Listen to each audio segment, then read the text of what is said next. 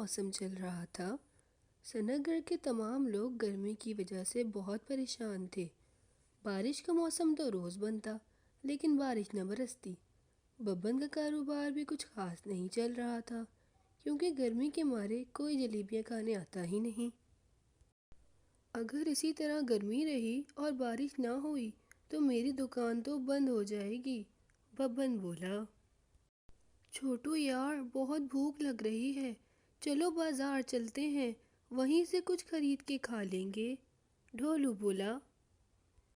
हाँ ढोलू, भूख तो बहुत लग रही है, लेकिन बाहर बहुत गर्मी हो रही है, छोटू बोला। दद्दू बोले, क्या हुआ बच्चों, क्या बातें कर रहे हो? कुछ नहीं दद्दू, बस हमें भूख लग रही है, लेकिन बाहर इतनी गर्मी है कि जाने का दिल ही नहीं चाह रहा, ढोलू बोला। ठीक है बच्चों, मैं तो बाजार जा रहा हूँ। कई दिन हो गए हैं, बब्बन और दरोगा जी से मुलाकात नहीं हुई, दद्दू बोलकर बाजार को चल दिए। ये क्या, आज पूरा बाजार खाली पड़ा है। बब्बन ने दुकान भी नहीं खोली और दरोगा जी भी नजर नहीं आ रहे। एक काम करता हूँ, बब्बन के घर जाकर पता करता हूँ, दद्दू बोले। इसके बाद दद्दू बब्बन के घर पहुँच गए। दरोगा जी भी वहाँ पहले से मौजूद थे। आइए आइए दद्दू, कैसे हैं आप? बब्बन बोला। मैं तो बिल्कुल ठीक हूँ। आप दोनों बताएं, काम काज बंद करके यहाँ क्यों बैठे हैं? दद्दू बोले। अरे दद्दू जी, क्या बताऊँ, मेरा तो थाने में बैठने का दिल ही नहीं चाह रहा। एक तो वैसे इतनी गर्मी है, ऊपर से गांव वालों के मसाइल सुन सुनकर दिमाग और गर्म हो जाता है, दरोगा जी बोले। हाँ जी दद्दू, दरोगा बिल्कुल ठीक बोल रहा है। मैं भी सुबह से दुकान पर बैठा रहता हूँ, लेकिन एक भी ग्राहक नहीं आता, बब्बन बोला।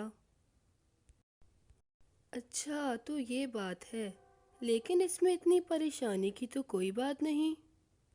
बारिश का मौसम बना हुआ है, एक दो रोज में बारिश हो ही जाएगी और फिर देखना, ये गर्मी खुद ब खुद ही खत्म हो जाएगी। लेकिन अगर गर्मी है तो इसका हरगिज ये मतलब नहीं कि आप अपने काम छोड़कर घर बैठ जाएं, दद्दू ने बब्बन और दरोगा जी को समझाया। ठीक है दद्दू, मैं आपकी बात समझ गया। मैं कल से अपना थाना खोल लूँगा, फिर चाहे आंधी आए या तूफान, लेकिन दरोगा का थाना कभी बंद ना होगा, दरोगा जी बोले। जी दरोगा जी, मुझे अंदाज़ा हो गया है कि आपको मेरी बात समझ आ गई है, बस अब इतना जज्बाती भी ना हो जाएं। और बब्बन, तुमने कोई जवाब नहीं दिया, दद्दू बोले। जी दद्दू, मैं समझ गया आपकी बात, बब्बन ने बुरा सा मुंह बनाकर बोला।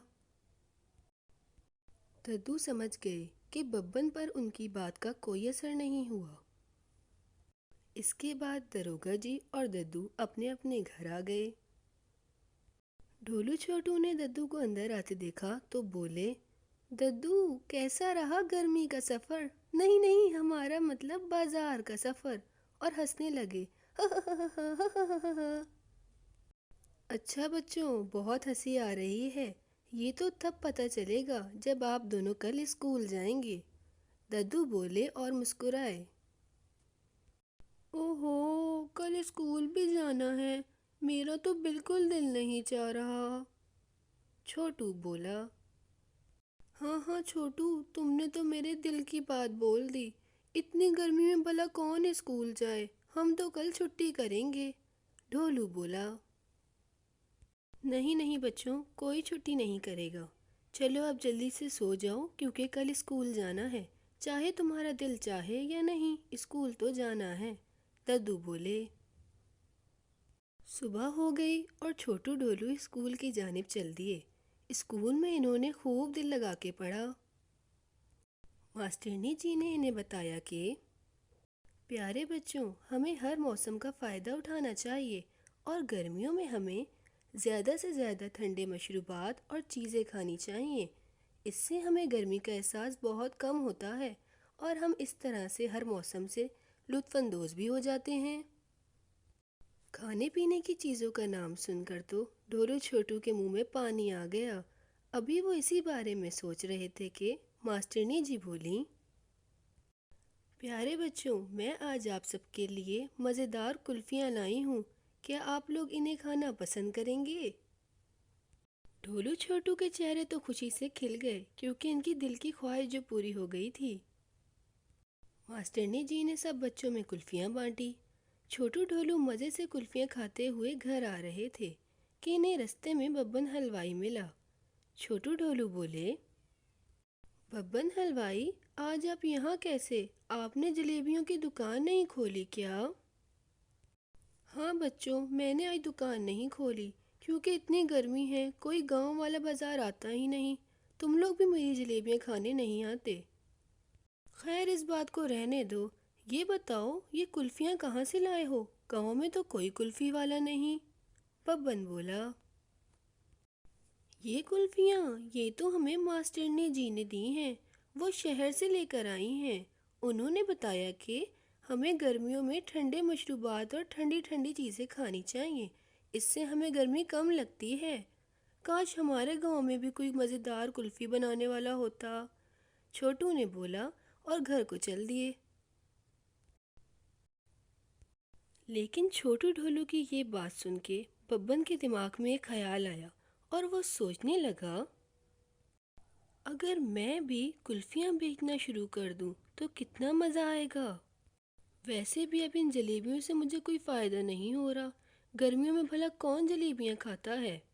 हर कोई मेरी कुल्फियाँ ख़रीदेगा और मैं बहुत जल्द अमीर हो जाऊँगा।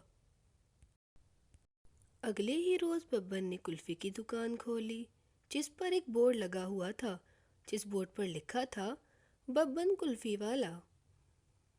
दरोगा जी गुनगुनाते हुए आए, कैसी गुंडागर्दी है, सर्दी में भी गर्मी है, और बोले, अरे बब्बन हलवाई, ये क्या, तुम बब्बन हलवाई से बब्बन कुल्फ़ी वाला कब और कैसे बन गए?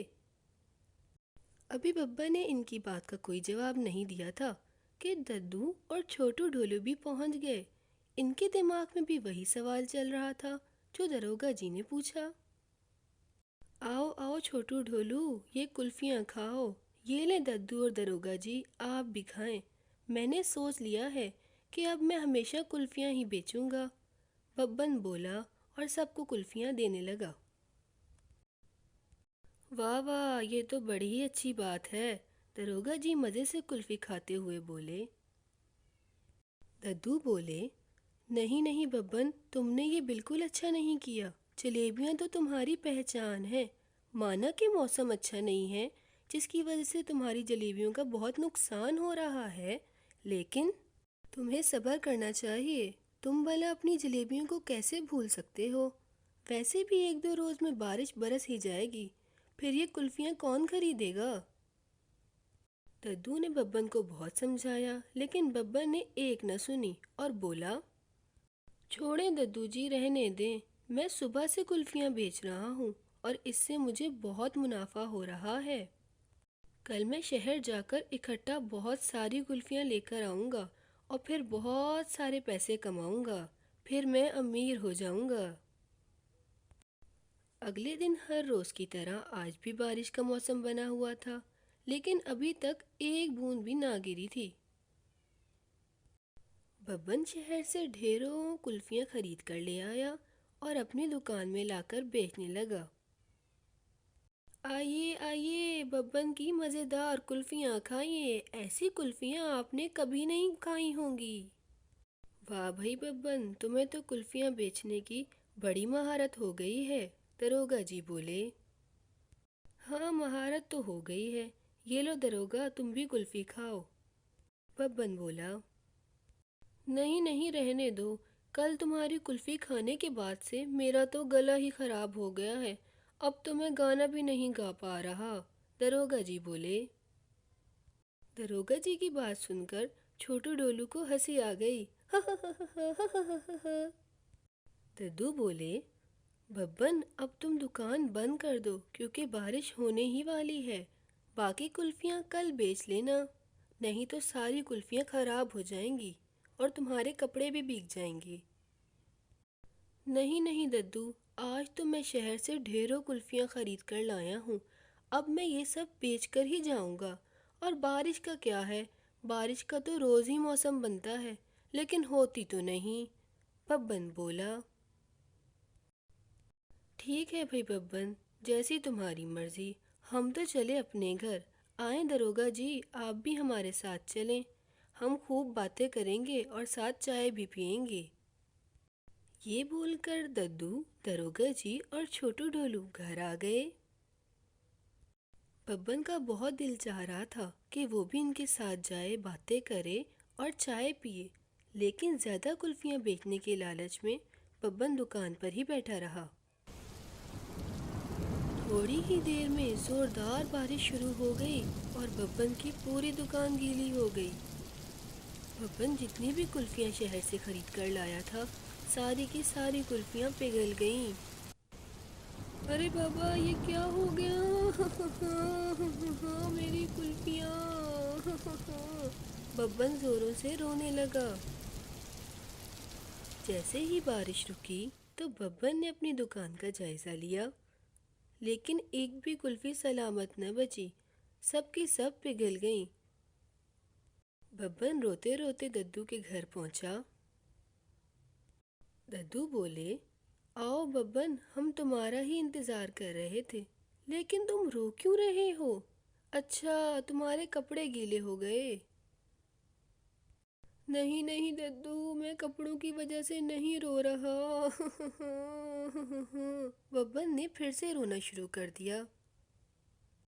अच्छा अच्छा बब्बन, अब रोना बंद करो और बताओ भी आखिर हुआ क्या है। दरोगा जी बोले। मैंने आप लोगों की बात नहीं मानी और ज़्यादा कुल्फियाँ बेचने के चक्कर में दुकान खोली रखी, और अब देखो, बारिश की वजह से मेरी सारी कुल्फियाँ पिघल गईं। काश मैं कभी कुल्फी वाला ना बनता तो ऐसा होता ही नहीं। ये सब कुल्फियों का ही कसूर है। बब्बन बोला और फिर से रोने लगा। नहीं नहीं बब्बन चचा, अगर ऐसा ना होता तो आपको अपनी जलेबियों की अहमियत कैसे पता चलती? छोटू ढोलू बोले। हाँ बब्बन, कुल्फियाँ जितनी भी मज़ेदार हों, लेकिन जलेबियों की जगह तो नहीं ले सकती। दरोगा जी बोले। छोटू ढोलू, तुमने बिल्कुल ठीक कहा, लेकिन इसमें कुल्फियों का या जलेबियों का कोई कसूर नहीं। ये सब बब्बन के लालच और बेसब्रेपन की वजह से हुआ है। खैर, अब जो होना था हो गया, लेकिन बब्बन को इस बात का एहसास हो गया है, यही काफ़ी है। दद्दू बोले। इसके बाद दद्दू, दरोगा जी, बब्बन और छोटू ढोलू ने मिलकर चाय पी और खूब कहकहे लगाए। बारिश की वजह से अब सनागढ़ का मौसम बहुत अच्छा हो गया था और गर्मी भी ख़त्म हो गई। दरोगा जी बोले, चलो बब्बन, जल्दी चाय ख़त्म करो। देखो, वैसे भी अब तो बारिश रुक गई है। जाओ, जाकर अपनी कुल्फियों की दुकान खोल लो। दरोगा जी ने बब्बन को चिढ़ाने लगे। रहने दो दरोगा, ज़्यादा बातें बनाने की ज़रूरत नहीं। मुझे अपनी गलती का एहसास हो गया है, और वैसे भी सबसे ज़्यादा मज़े लेके तुम ही कुल्फियाँ खा रहे थे। बब्बन बोला। छोटू ढोलू और दद्दू बब्बन और दरोगा जी की बातें सुनकर हंसने लगे, और सब ने इस मौसम का खूब फ़ायदा उठाया। You can download the application on Google Play or App Store, and you can visit our website mathslegends.co.uk.